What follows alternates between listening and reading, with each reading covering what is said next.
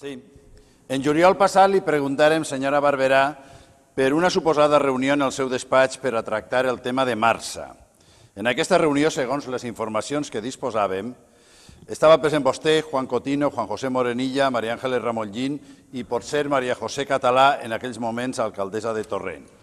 De la declaració de doña María Ángeles Ramollín davant del jutge es desprèn que la reunió es va acordar liquidar Marsa i cedir la gestió de la depuradora a la Generalitat.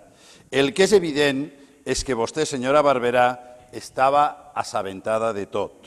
Ningú es podia creure, i la declaració davant el jutge ho palesa, que València, amb el 48% de l'EMSI, no fora partícip ni que vostè no saberà res. Per això li preguntem, 1. En quin moment va donar vostè el vistiplau a la liquidació de Marsa? 2. Quan es va celebrar la reunió i quines persones estaven presents en l'esmentada reunió? Gràcies. Senyora Ramollín.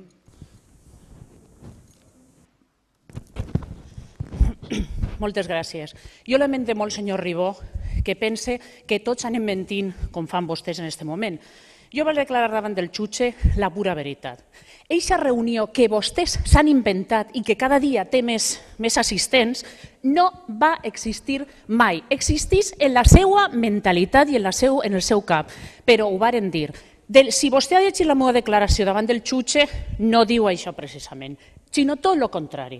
La senyora alcaldessa no sabia res, com ningú sabria res dels que estàvem allí.